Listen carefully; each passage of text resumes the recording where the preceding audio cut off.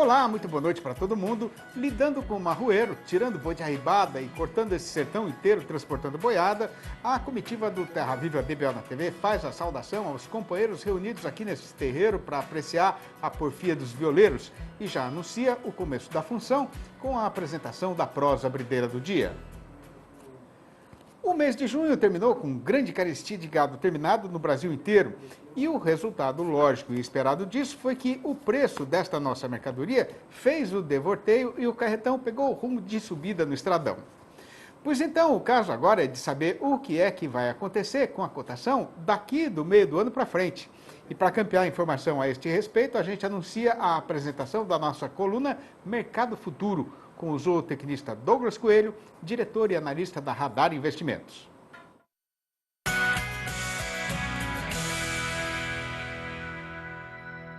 Olá, amigos do canal Terra Viva, aqui quem fala é Douglas Coelho, sou sócio da Radar Investimentos e hoje eu estou aqui para traçar um breve panorama do que aconteceu no mercado de commodities agrícolas, especialmente olhando para o boi gordo e para o milho.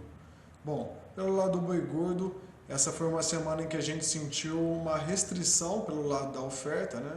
Essa restrição já vem se arrastando aí desde a semana anterior, quando os primeiros negócios ao redor de 330 começaram a sair aqui em São Paulo.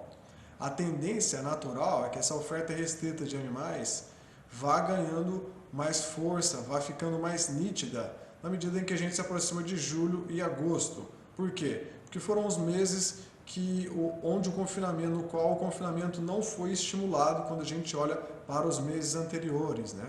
Os meses anteriores o milho estava relativamente mais alto, o mercado futuro mais baixo, então era mais difícil, ele não incentivava tanto assim o confinamento para esses meses. Então a nossa expectativa aqui é que a oferta fique um pouco mais restrita, olhando para julho e agosto. À medida que a gente vai se aproximando desses meses, os preços tendem a ganhar força. Aqui em São Paulo já saiu 330 na semana passada, essa semana também saiu, a gente vê que as escalas de abate estão curtas, né? No início, meados, final da próxima semana, e isso acaba deixando um cenário de competição por matéria-prima. A gente vê dados do consumo interno, intenção de consumo das famílias, um pouco mais construtivos, né? Na verdade, a gente já está numa quinta alta consecutiva nos dados da CNC, e uma exportação também bem firme, né? Pelo que a gente viu, os dados de junho devem ser tão fortes quanto os de maio, só que com um dólar médio um pouco acima. Então isso favorece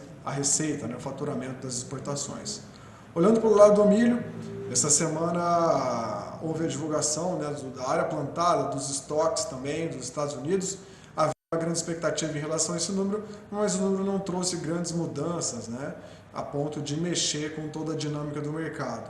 O que a gente tem visto é uma colheita muito satisfatória, num ritmo rápido, onde no Brasil cerca de 20, 30% já foi colhido. Alguns estados estão bem mais adiantados, como Mato Grosso, que já colheu cerca de 30, 35%, e outros estão menos adiantados, como é o caso do Paraná, ao redor de 3, 5%. O fato é que a gente tem uma safrinha vigorosa, com volume que deve entrar nos próximos 60 dias e a nossa armazenagem não deve conseguir absorver, né, ou até mesmo a comercialização absorver toda essa safra cerca de 30, 40% maior do que o ano passado. Isso deve gerar pressão negativa nas cotações do milho em curtíssimo prazo. Bom, isso é o que eu tinha para trazer para vocês hoje, pessoal. Muito obrigado pela parceria e contem conosco. Um abração, até mais! Com o carretão rodando firme no estradão e levantando o poeirão, o Terra Viva BBO na TV passa agora a dar atenção ao mercado dos insumos de maior consumo para o fazendeiro brasileiro que ganha a vida na lida de criar e engordar gado. Olá, meu nome é Jéssica Olivier, sou engenheira agrônoma e analista de mercado da Scott Consultoria. Vou trazer um pouco do cenário do mercado do trigo. Bom, a gente viu que a área de trigo já foi semeada, em alguns estados ela já foi concluída e atualmente a gente tem uma porcentagem de 63,7% da área já semeada. A gente viu que tem um atraso na região sul do Brasil. Quando a gente compara o mesmo período desse ano com o ano passado, a gente está 18,7 pontos percentuais atrás. Então, esse atraso na região sul tem impactado bastante nos resultados desse ano. Esse atraso se deve muito à umidade do solo, que estava muito alta, uma vez que as chuvas foram abundantes nesses estados nos últimos dias, aí nas últimas semanas. Ainda sobre a questão de clima e o trigo, a gente viu que em Goiás e o noroeste, oeste de Minas Gerais, estão começando aí a sofrer com uma possível restrição hídrica. O trigo lá na região está em desenvolvimento reprodutivo, algumas partes já estão até com um enchimento de grãos, então isso pode acabar impactando diretamente na produtividade nessas regiões.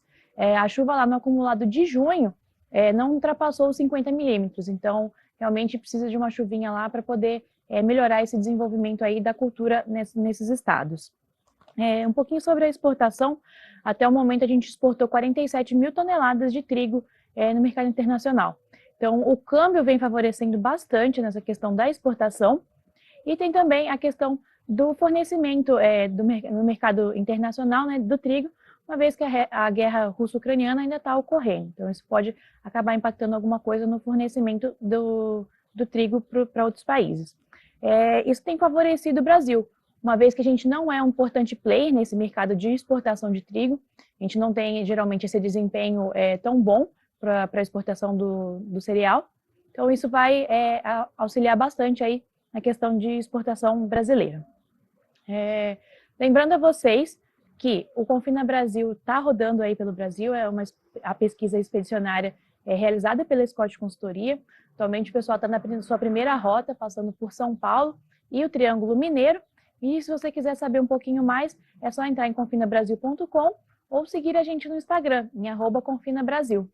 Por hoje é só, muito obrigada e até a próxima. Em serviço de revisão de cerca e conserto de arame e mourão, metade da invernada já foi inspecionada e não tendo encontrado quase nada para ser arrumado, a gente faz agora uma parada ligeira para recomeçar em instantes essa lida revisadeira. Aguarde. O companheiro boiadeiro que ganha a vida na engorda de gado confinado e a amiga fazendeira que lida com vacada leiteira, de certo que já tiveram de enfrentar alguma trapeira por causa de problemas com a digestão dos rebanhos tratados com ração.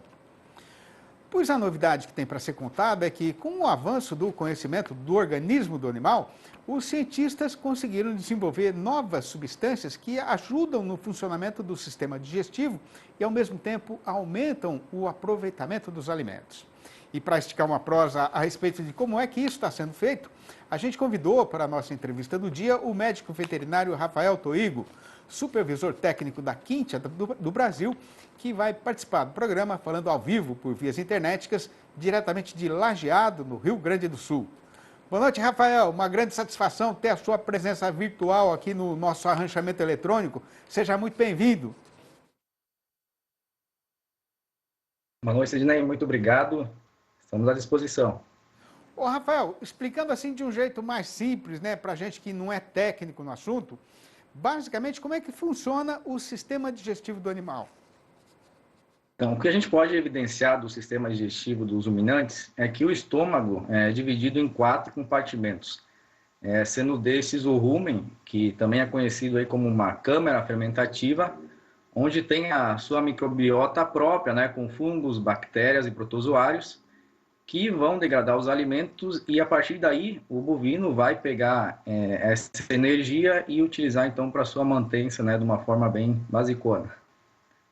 Agora, o que é que pode acontecer de errado, né, durante o processo de digestão dos alimentos no rumen do boi ou da vaca leiteira? Então, existem algumas situações de estiagem, né, períodos de inverno ou seca, que há uma diminuição da oferta de forragens, né, para os ruminantes. Então, há um aumento aí do fornecimento de rações e isso pode levar, então, à acidose nos animais. O que vem a ser a acidose, Rafael? Então, a acidose é uma diminuição do pH ruminal que vai acarretar alguns problemas, então, para os ruminantes, que assim vão causar alguns prejuízos aí, perdas econômicas, né, para o pecuarista. Uhum. Agora, por que é que esse tipo de problema acontece mais com o gado tratado no coxo, Rafael? Então, no caso do animal que está em confinamento, é normal, então, um aumento do fornecimento de rações, né, para esses animais, caso seja gado de determinação e com uma maior produção, né, é normal o maior fornecimento de ração, e o que pode, então, predispor à ocorrência de acidose nesses animais. Por que não acontece isso quando o animal está mais na base do capim, Rafael? Então, em animais que não estão em confinamento, né, num sistema mais livre, quando há uma maior oferta de forragem, o pH, né, do rumen ele se mantém um pouco mais equilibrado, né, não fica com um pH reduzido, né, ele fica, digamos, mais alcalino, então é muito raro a ocorrência de acidose ruminal em animais que estão num sistema aí mais livre, digamos assim, né, a pasto. Agora, quais são os riscos para a saúde do animal quando ele tem esse problema de excesso de acidez aí no rumen? Os problemas ocorrem principalmente pela perda da sua microbiota ruminal, que faz a digestão, né, do alimento. E, posteriormente, em quadros mais complicados, a acidose pode levar a casos de laminite, que é uma inflamação do casco do animal, e em situações mais graves ainda, pode até levar o animal a óbito, né? Agora, tem jeito de fazer alguma adaptação nessa alimentação quando você vai passar, por exemplo, do gado que tá no pasto, né, para o confinamento, ou da vaca que está sendo alimentada na pastagem para uma dieta com mais ração? Como é que você faz essa adaptação? Tem jeito de fazer isso, Rafael? Sim, é possível. Hoje a gente utiliza, então, os tamponantes, que nessas mudanças de dieta ou, né, nos animais que estão mais sob confinamento, nós utilizamos então os tamponantes que vão evitar então essa diminuição, né, do pH, né, vão evitar essa acidose. Então hoje já é largamente utilizado aí os tamponantes ruminais. Agora, em relação ainda a esses animais que têm esse problema de acidez no rumen, né? Dá para recuperar perfeitamente um animal que teve esse tipo de problema digestivo, como esses que a gente está falando? Sim, se for identificado então uma acidose aí em poucos dias, né, nos primeiros dias, você entrando então com os tamponantes, é possível o animal voltar, né, ao normal bem rapidamente. Agora, caso essa acidose se estenda, então, por muitos dias, é possível, então, que seja irreversível, né? Mas, de qualquer jeito, o produtor já teve aí uma perda econômica, seja na produção de leite ou na diminuição ali, na perda, né, do ganho de peso aí no gado de corte. Agora, o que são esses aditivos tamponantes que você fala? De onde eles vêm? Como é que o pecuarista consegue esse tipo de produto para tratar o seu gado, Rafael? Então, hoje temos várias empresas aí que a gente chama as premixeiras que fornecem aí os tamponantes, e eles são a base de bicarbonato de sódio e óxido de magnésio, né? Essa é a base, né? É a matéria-prima desses tamponantes. Então, hoje é muito fácil até conseguir e o produtor vai estar podendo comprar em separado ali ou de outras formas também. Agora, por que o rendimento dos animais no leite ou na engorda melhora com o uso desses aditivos? Então, com o uso dos tamponantes, você vai auxiliar o bovino aí a melhorar a sua digestibilidade, né? Ele vai melhorar na digestibilidade da fibra e principalmente também evitando esses quadros aí de doenças metabólicas, o produtor já ganha a partir disso, né? Então, o que a gente pode evidenciar é uma melhora na digestibilidade, né? E assim o animal vai poder aproveitar melhor o que ele está consumindo e assim vai ter mais energia, né, para sua mantença. Agora, Rafael, como é que os aditivos tamponantes são fornecidos para o gado? Existem algumas formas. O tamponante pode estar vindo via ração, né? A ração você já compra ela com o tamponante. Outra forma é o produtor comprar o tamponante em separado, botar no seu vagão misturador, ou até fornecer então sobre o trato do animal. Existe essa possibilidade também. Agora, nesse caso de botar no vagão misturador para fazer essa adição na própria fazenda, como é que o fazendeiro faz para calcular as quantidades de aditivo que ele vai dar para o seu rebanho? Então, existem algumas variações entre os fabricantes, mas no caso da minha empresa, o que a gente aconselha então nos nossos produtos é a utilização aí de 10 a 20 quilos por tonelada de ração. E nesse caso que você comentou, utilizar então de 200 até 400 gramas por cabeça dia. E aí o produtor vai poder fazer o cálculo e adicionar essa quantia no vagão também. Agora, existe alguma restrição aí no mercado internacional, principalmente, em relação a esse tipo de aditivo para quem vai exportar a carne dos animais tratados com os tamponantes, Rafael? Então, a princípio, não há nenhuma restrição, né? Porque a base das matérias-primas que compõem os tamponantes são produtos de origem, né? São macrominerais, digamos assim, né? Então, eles são utilizados aí em outros produtos também. Então, a princípio, não há nenhuma restrição, né? Muito bom. Ô, Rafael, queria agradecer muito a sua participação aqui no nosso programa. A gente está sempre com a porteira aberta aqui na roça, viu? Quando tiver alguma coisa nova, liga para a gente aí, para a gente prosseguir mais um pouquinho. Abração para você e um abraço para toda a equipe aí. Tá bem, eu que agradeço o convite. Precisando é só chamar. Um abração aí. Muito bom, obrigado. Sem ter precisão de forçar o passo da boiada e tendo vencido já mais da metade da jornada, a comitiva faz agora uma parada ligeira na sombra das engazeiras. E depois desse rápido descanso, a gente vai falar aqui do caso acontecido com o boi gordo, que tem hoje a seguinte manchete anunciadeira. Depois de ter aumentado o preço oferecido pela arroba, o dono do frigorífico conseguiu reforçar o estoque de mercadoria na Câmara Fria. E o resultado foi que o mercado começou o mês de julho praticamente parado. O Terra Viva DBO na TV volta dentro de 3 minutos e mais um tiquinho. Aguarde. O comércio boiadeiro exige do companheiro ciência e sabedência do andamento da negociação. E para não deixar ninguém se aventurar na praça sem ter na mão esta informação, o Terra Viva DBO na TV passa agora a se ocupar de contar a situação do boi que já foi engordado e a sua cotação no mercado.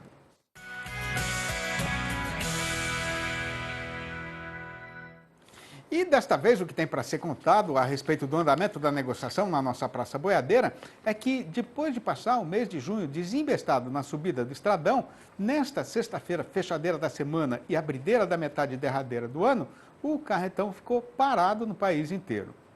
Conforme já é do conhecimento do companheiro fazendeiro, nas últimas semanas o que aconteceu foi um forte encurtamento na programação de abate da indústria, porque com o fim da safra do capim, praticamente ninguém mais tem gado terminado para ofertar no mercado.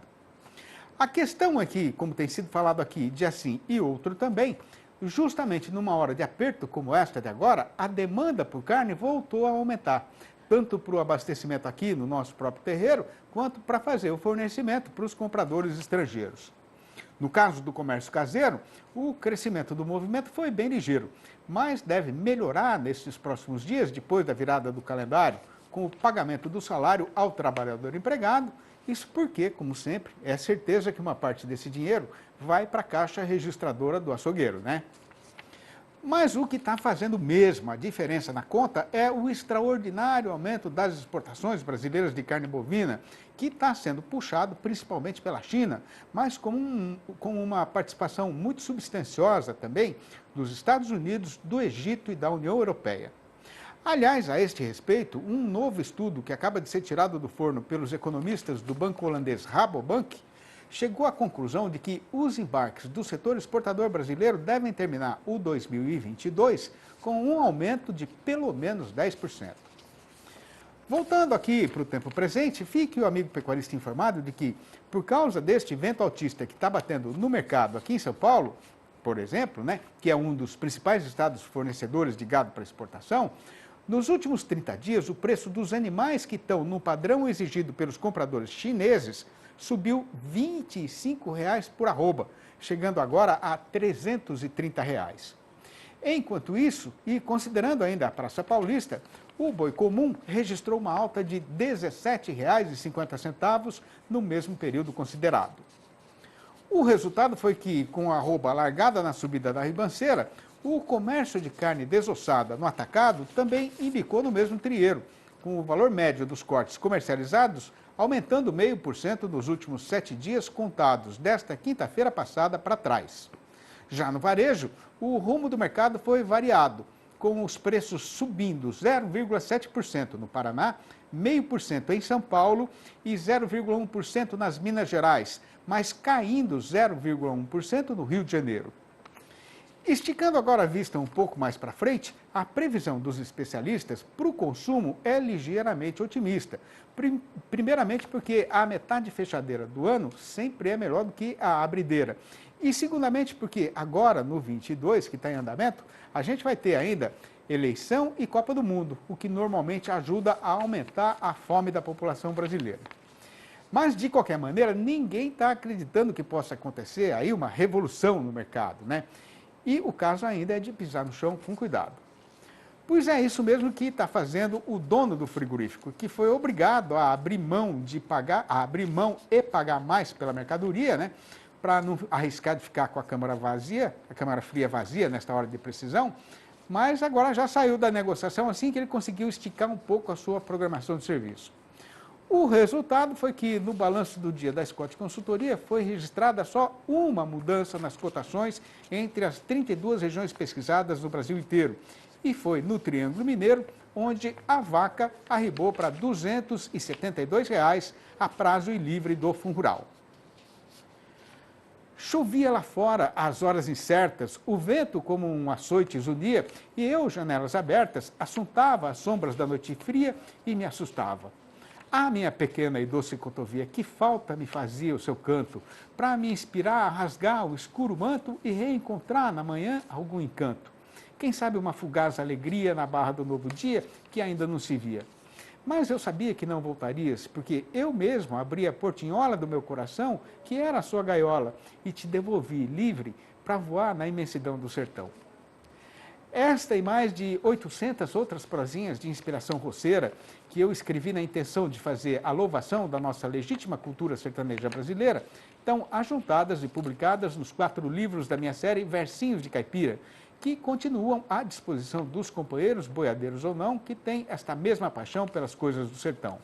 Para saber como fazer para ser possuidor de um exemplar ou da coleção inteira, o companheiro e a companheira podem ligar diretamente para mim no meu telefone celular, que é o 11 98224 1807, 11 98224 1807, ou mandar um e-mail para sidneymastro@uol.com.br ou ainda achar o meu nome lá no Facebook.